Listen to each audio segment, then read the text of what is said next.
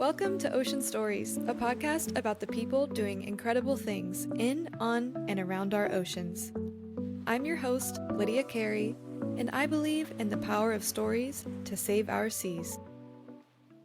Hello, and welcome back to Ocean Stories. I hope you are having a lovely day. Today's episode is a topic near and dear to my heart because it is one of my favorite things to do. It has definitely played a role in this young conservationist's life, and it is the topic of beach cleanups or just trash pickups in general. It's no secret, or it should be no secret, that millions of metric tons of plastic end up in the ocean every single year. Different amounts get thrown around. It's obviously something that's a little bit difficult to capture in exact numbers, but it's something like one garbage truck every minute gets dumped into the ocean. Previous interviews we've done on this podcast, we know that these plastics don't go away.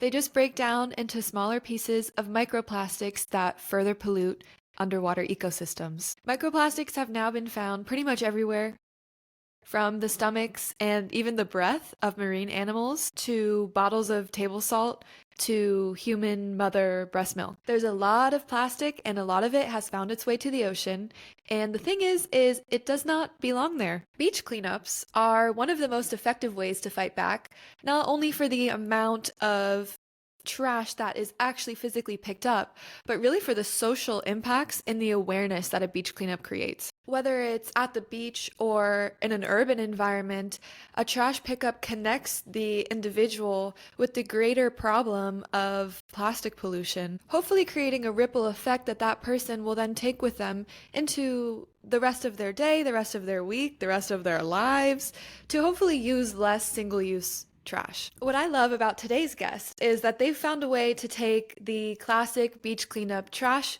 pickup and turn it sort of into something that's riding the wave of this resurgence that I've seen online and just in general of meeting in person and building community again. For example, we've all seen the huge rise in popularity of run clubs, just anything that gets people to get out of their house, connect with nature, and meet in person. Today's guest has totally harness that amazing idea and also turn it into something that greatly helps the environment. That's the beauty of a trash pickup, no matter where you are, whether you're in a river, a stream, a public park, or the beach. Every piece of plastic you remove is one less piece of plastic that could harm wildlife, but it's also something that's fun and social and can create community with the people around you. Plus, if you're at a cleanup that's collecting data on what type of trash you're actually finding in nature, that data can then be sent to policymakers to hopefully inform new policies that ban really dangerous common polluters like styrofoam or plastic bottle caps or plastic bags. The idea is that when politicians have this information written out and proven, like a citizen science study, they can actually be incentivized to make smarter policies that protect the environment from these polluters. So without further belaboring, today's guest is Hannah Tizedes.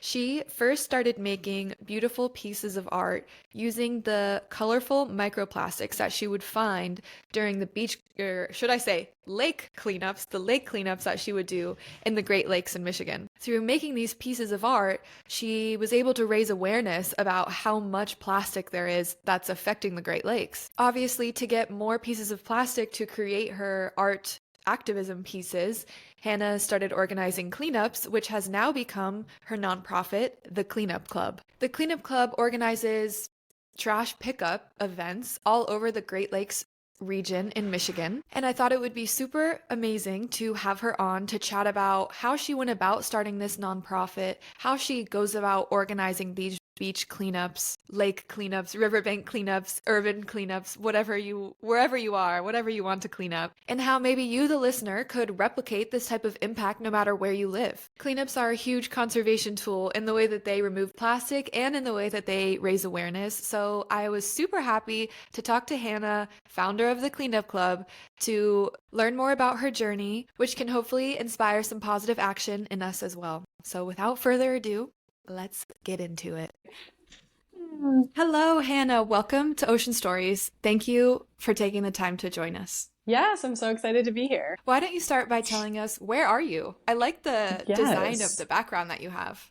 Thank you. This is my apartment. I'm in Detroit, Michigan, right outside of Detroit. So, yeah, this is my little space. Okay, are you from Detroit? I'm from south of Detroit, so kind of like right above Ohio, right below Detroit, so Michigan. Okay, Michigan girl. Tell me Michigan more. girl. How did you grow Yeah. up in Michigan, and where did your love for sustainability and art and all of that stuff begin? It really started here. I mean, I think my life would look a lot different if it weren't for growing up surrounded by the Great Lakes. For anybody who's ever like been to this area or stepped foot in a Great Lake or just seen it, you know that it looks like the ocean, but it's not. And it's amazing. It's this massive, massive body of water, and we're lucky enough to be surrounded by it here in Michigan. I have actually never been to Michigan, Oh my but gosh, I you would need love to to. go. Yeah, you have to come. What was sort of your first connection to caring about the environment? Being in Michigan, surrounded by the Great Lakes, I grew up in a family that we went to the lakes all the time. So we were constantly going on road trips and camping trips to the lakes, and you'd camp right next to the lakes, and you'd, start your day there, end your day there.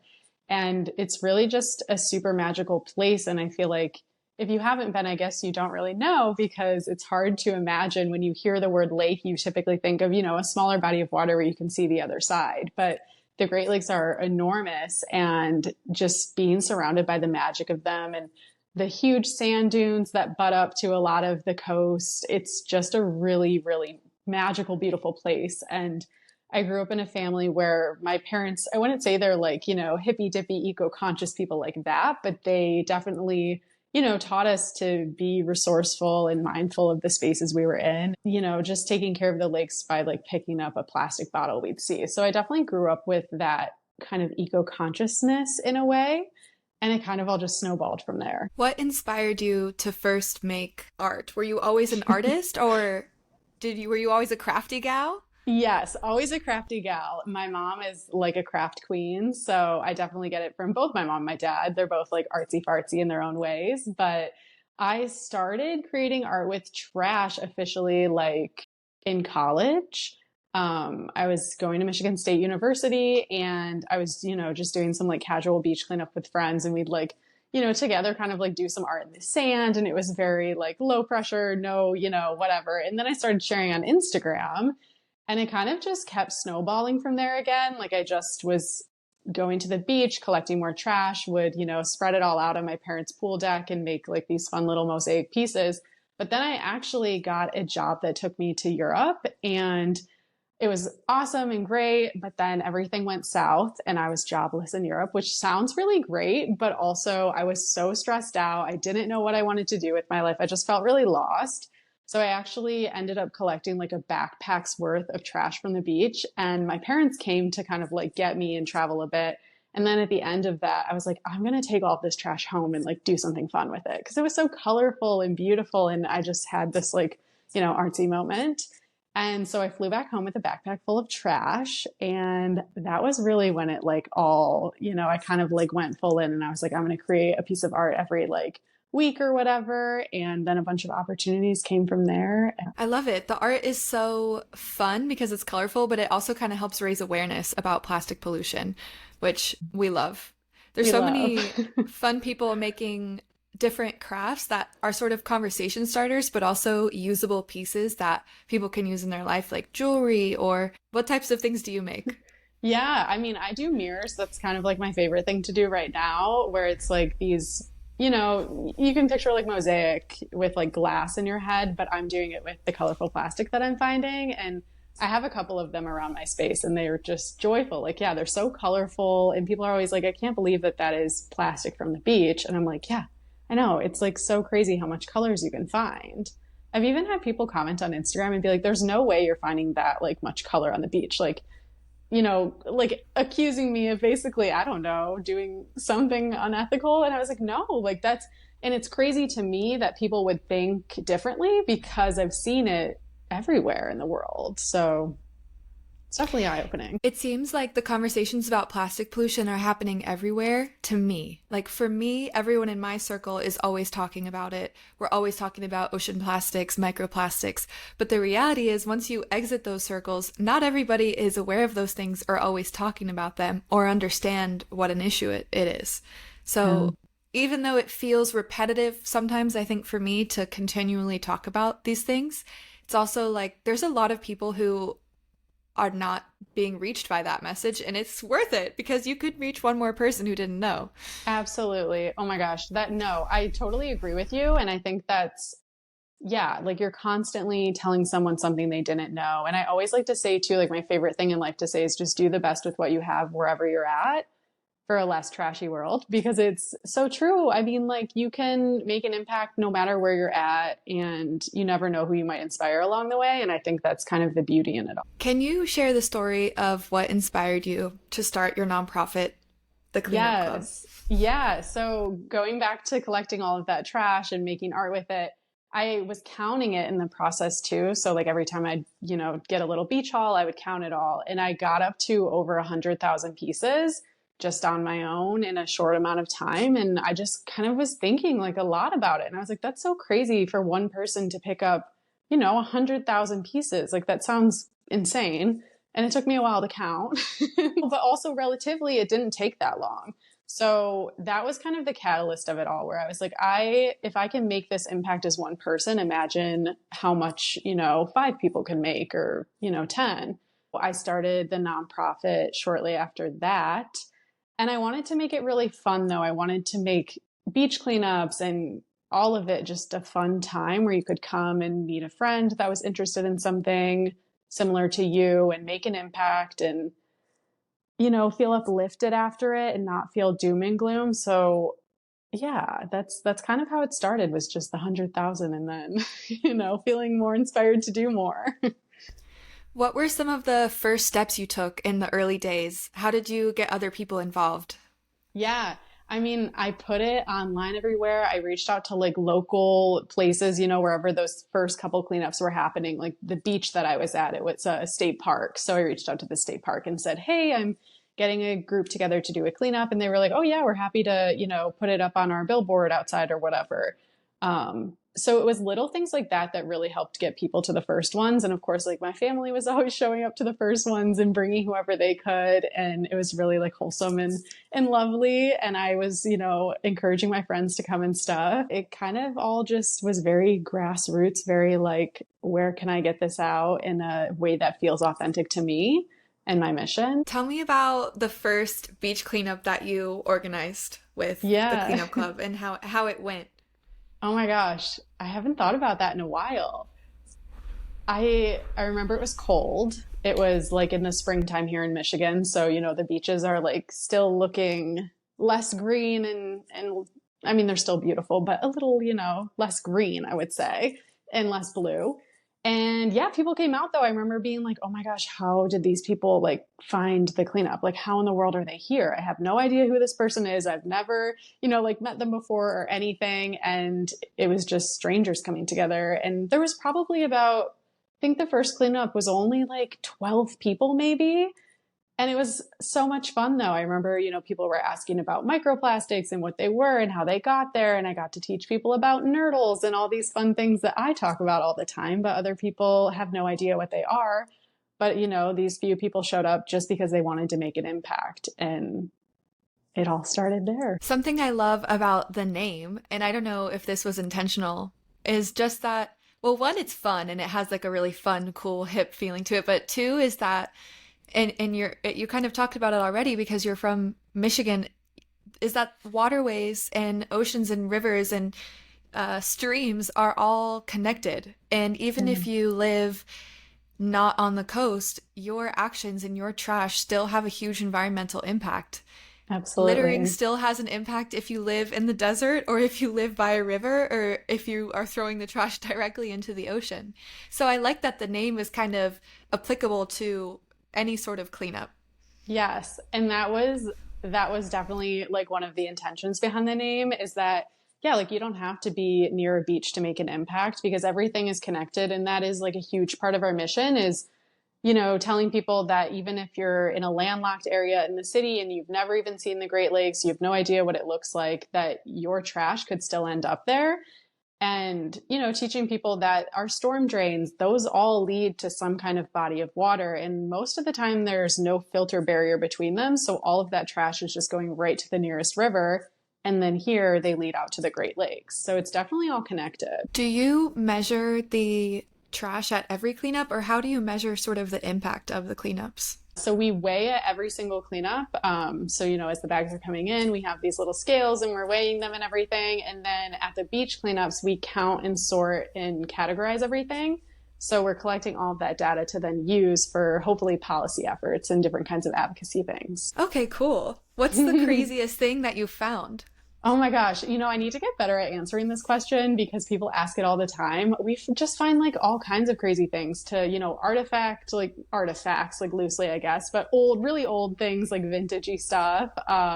We find plastic tampon applicators, which people are always surprised by, which I wish I was surprised by. Dirty diapers, like all of that kind of stuff. But the stuff with old dates is really what gets me usually. Well, like a journal. Not like a journal, but like we found a hair comb one time and you could tell it was like really thick old plastic and like an ugly green color that just like you don't typically see. And it was like 70 something or something like that. We find just really old stuff with dates on it or old packaging. We found like an old Doritos before, and it was I was able to look up the old packaging and everything, and it was from like the early 19 or when they started creating Doritos. It was a very old package. So stuff like that is crazy. It just shows you that the plastic always sticks around. It's not going anywhere. Always. It's making me laugh though, because I have a green comb, a green plastic comb, and it's quite a weird color. It's like lime green. Oh my gosh. Well, it wasn't your comb. This one definitely had a date on it. It was very archaic-y looking. I'll have to keep it and pass it on to my future children, or else it will exist forever. Oh my gosh, that's funny. I'm curious, what are some of the common misconceptions that you think people might have about participating in a cleanup, in a trash pickup, or about organizing one? Yeah, that's a good question. I think that sometimes people think that coming to a cleanup, you either have to bring all of the like gear with you to clean up, or, you need to know something before you get there. And really all you have to do is show up. Usually whatever organization is hosting a cleanup has the gear ready for you. They'll kind of tell you where you need to be cleaning up. So you really don't need to know anything beforehand. And then organizing it, I would say people are typically supportive of a cleanup. So I think that, if you're wanting to like partner with a local business or partner with even your city, I think a lot of places and businesses are really eager and happy to support something like a cleanup. So I think that's something people should, make happen more. It is really crazy to see the amount of trash we've been able to pick up like together. Like we had one cleanup where we cleaned up just in the cleanup over 10,000 pieces. And that's in like an hour, that's nothing. So to be able to make an impact like that with a group of people in such little time, I think is very telling in a lot of ways and also super inspiring. So lots of goods. Going from that first cleanup that you did with 12 people to today, how long has it been? That has been 2 years. So we're on year 2 right now. Wow. So we're still small, but like doing a lot. What kind of difference have you seen? What have been your key takeaways in the past 2 years? Oh my gosh, so much has changed since then. Like it's really crazy. I'm really passionate about like building the brand of the nonprofit too. So it's been really exciting for me to create something that I'm really proud of and is really fun and inviting. So, we have these cute pink buckets, and now we get all of these coffee bean sacks from our local coffee shop that donates them. And so we're just doing a lot more. Like at first I had bought some, like compostable trash bags and stuff and was doing that. But now we have cute branded gloves, and we have a tiny pink truck that is like my little dream that I drive to all the city cleanups. And it's really just fun. And so many people come out, and the groups have just grown and grown, and it's been a consistent growth and a really exciting one. First of all, I'm obsessed with the pink truck. What are the steps that you take now that you're sort of an expert in it, I would say, in organizing a cleanup from planning it to the day of? Like the steps. Yeah, just Yeah. generally. Ooh, yeah. I mean, so definitely like having all the gear. The gear is like the number one thing I feel like I'm constantly like making sure I have enough, making sure everything's clean, making sure everything's sustainable as it possibly can be. And So, that's buckets, yes, that is gloves. buckets or bags. So, like, we use the coffee bean sacks or the buckets. The coffee bean sacks we typically use at city cleanups, and then the buckets we use at beach cleanups. Both can be reused. The coffee bean sacks, we reuse them as much as we can, but those can also go to the landfill, and they're more, better than like a plastic bag. And they're getting a second life because before the coffee shop was literally just landfilling them, and now, they get a couple more lives. So that's great.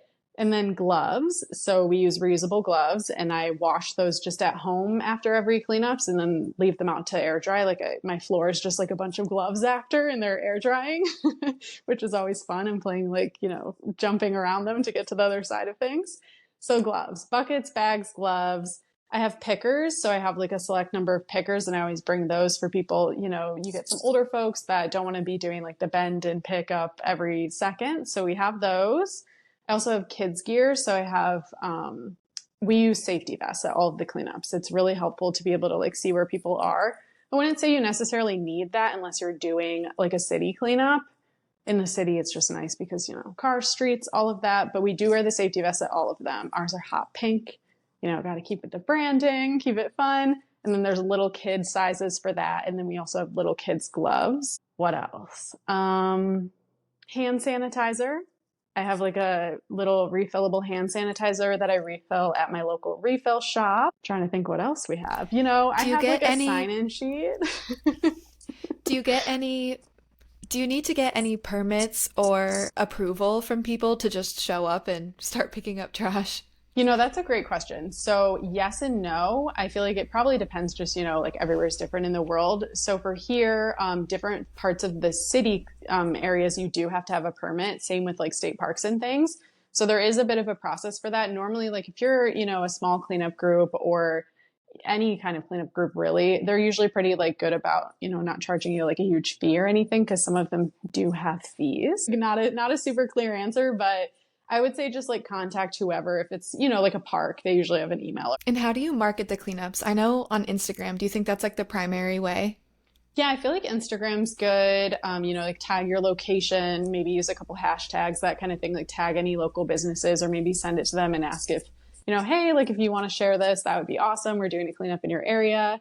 But yeah, I would say just like try to circulate it. However, maybe you have like a local, I don't know, like newspaper kind of situation where you could put it in. I really am always looking for like fun new ways to get it out there, your local library, things like that. You never know what sort of new people you could reach with the newspaper ad. Absolutely. You never know. I mean, I always like ask people, how did you find us? But a lot of the times it is social media, or like, oh, my friend sent me it on social media. So the power of social media. Love it. What advice would you give to someone who has been listening to this and they are now inspired to organize their first beach cleanup in their town or community, but they don't know where to start? Or maybe they're nervous that no one would come.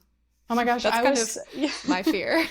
I was so nervous that nobody would come, but you likely have a couple friends, and even if it's just you and your friends for the first one, then hey, you have some photos to share that you did a cleanup to promote the next one.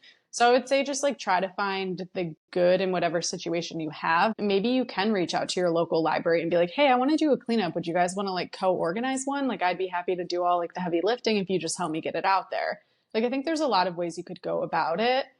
And just do it. Like, I mean, why not? Like what do you have to lose? Like there's no bad from it. You're going to pick up some trash, hang out with some friends, tell them you'll, bring, I don't know, like some matcha or something, like whatever you like to share Just bribe with them. them. Yeah, just bribe them. No, but I think that people like, from what I've learned is that people want to help make an impact and they just want an opportunity to do that. And a lot of people don't want to like go through the process of organizing one. They just want to come to one. So if you can be that person to, make the party that people come to, then why not? Totally. How much time would you say that you spend on working on your nonprofit? And do you have a job? Like, how do you sustain yourself? Yeah, Or is this your job? no, that's a great question. I have a full-time job also, so I work for a global nonprofit called the Five Gyres Institute, which is an organization focused on plastic pollution and, the science side of it, the advocacy side of it, all of the things. So my work is very connected. The cleanup club is still my passion project though. So I'm, doing it all. It's like basically another full-time job, honestly, because I'm super passionate about it. But if you're doing beach cleanups, you don't need to take it to that level. Like, you know what I mean? You can still make an awesome impact by not going so hardcore into it. But I'm hoping to, build a lovely nonprofit. How did you get connected with Five Gyres and what do you do for them?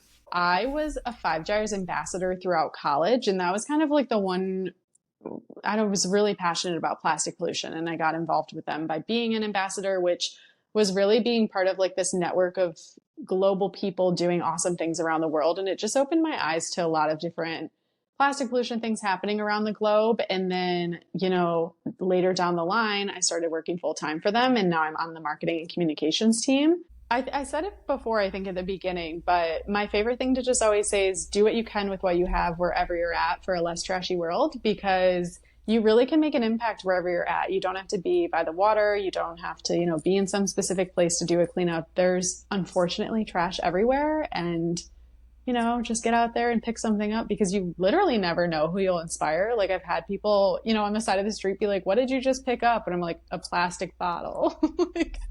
So, hopefully they feel inspired to do that too.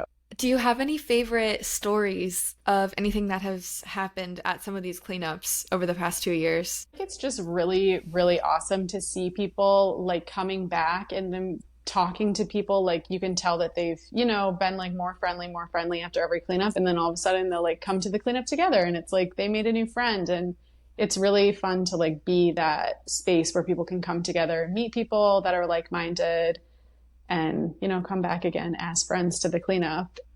And it's just really cool seeing like all walks of life. Like cleanup work is very, what's the word? It's not like for either political side. Like it's for both. Like people come of literally all across the spectrum. And it's really nice to just be a space where like everybody can just do the one thing together, because nobody wants a trashed earth. And I think that's, like everyone can pretty much agree on that, I think. Like we don't want trash on the ground. I love that, and I totally agree. It's such a shame to me that so many things related to the environment have become politicized. Emissions and carbon and climate change, all of those things have now become highly politicized words, which is crazy because crazy to me because at the core of what it is wanting clean air and wanting clean water and wanting, a clean earth, not a trashed earth. Mm-hmm. And so it's a real shame. And it's nice to bring people back to those core ideas of this isn't about, I don't know, what it's been made to be about. And it's really about like our lives and our health and the health of the earth too. It's cool just seeing people like learn things too.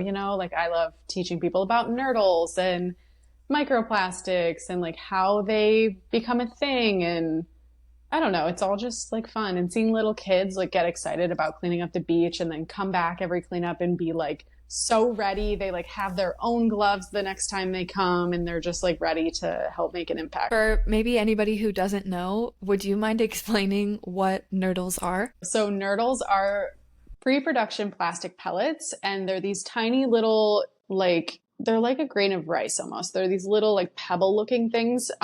If they're virgin plastic, they're going to be clear. And then if they're recycled plastic, they're usually like another color. A lot of the times they're like a blue kind of color or something. But they end up on the beach because they're shipped around to different like plastic facilities, where those plastic facilities then melt them down into literally everything that's plastic. So like these glasses are, essentially just like a bunch of nurdles melted down into a pair of glasses. Every single thing that is plastic was once a nurdle. So they're like the virgin type of a microplastic. Okay, so when they're first making plastic, they're not just like automatically making a plastic pen, for example. They're first making the nurdles, and then they are taking the nurdles and melting them into a pen mold. Yep, exactly. So every single thing that is plastic, like started off as a nurdle. So like bottles, everything like that, they're all melted down into that like film material or whatever it may be, thicker material. But yeah, they start off as nurdles, so those tiny little pellets. And that's because it's like just easy to melt it down into everything. And that's kind of like the process of plastic. Okay. And since it's shipped around, they get dropped by accident? Yeah, so there's no federal standards on how, like safety for shipping or anything like that. So leaks happen. They also happen like in the factories themselves and then end up going into the water stream, just like, they would storm drains kind of thing. So there's different ways that they leak out, but those are the two big ones. So either like shipping hazard, things where they fall out and end up in the water at sea, or in the facility itself, down those drains and right into the water. I ask everybody who comes on to the podcast what their favorite ocean story is, their favorite ocean memory, their favorite ocean moment.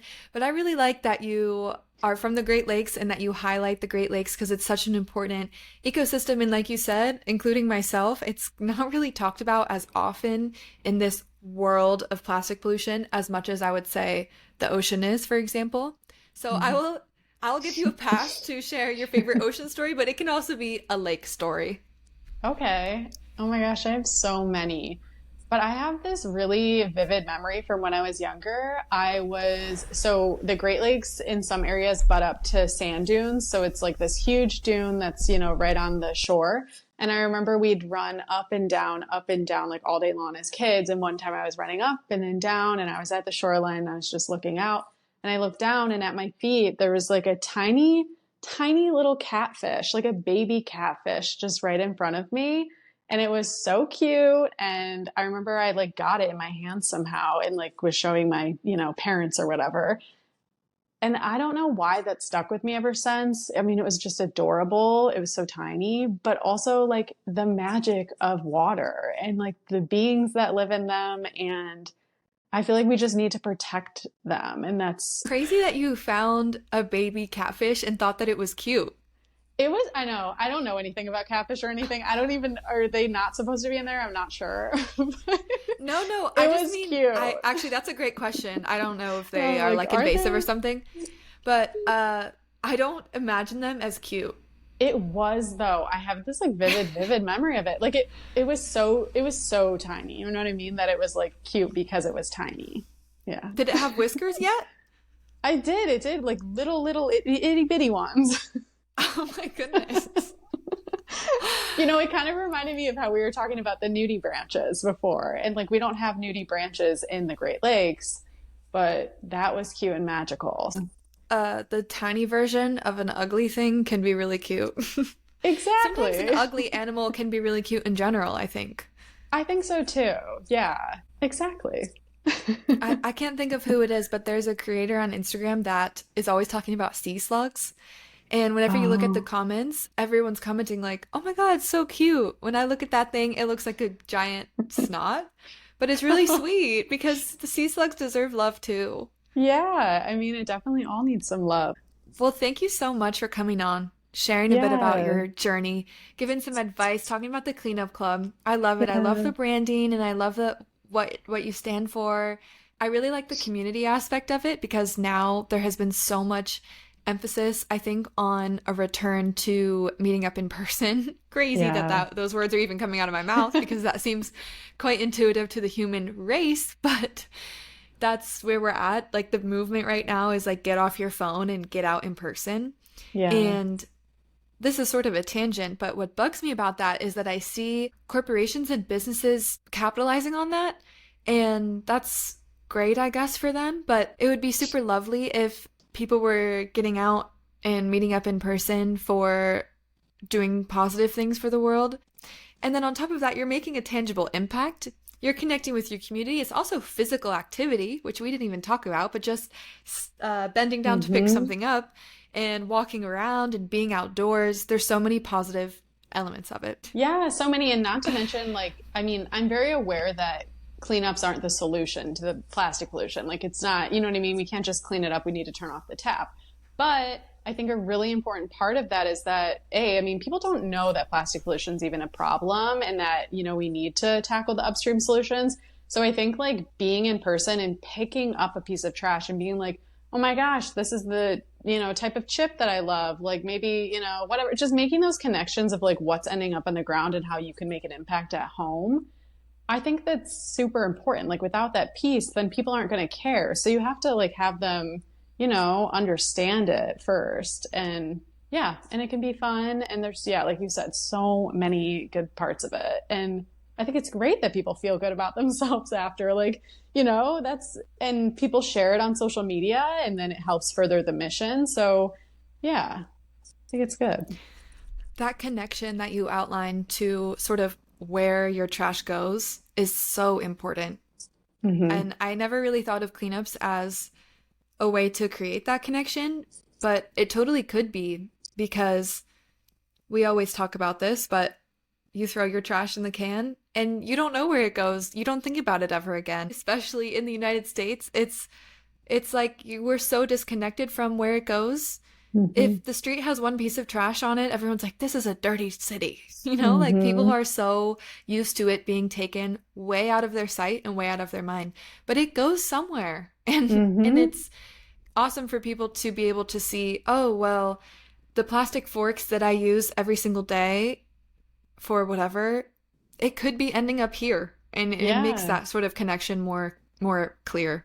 Definitely. Yeah. You never know what you'll find at a cleanup. So it's always an educational experience for everybody. So If anybody is in Michigan that's listening, and actually, I think there might be one or two, cool. definitely check out the Cleanup Club. Check them out Yeah. on Instagram. Yes. I would love that. Yes. Come to a cleanup. They're super fun. Thanks for listening to another episode of Ocean Stories. Don't forget to follow our social media channels for extra content behind the scenes and to connect with our guests. If you like this episode, please leave a review and let us know what you think. See you soon for more Ocean Stories.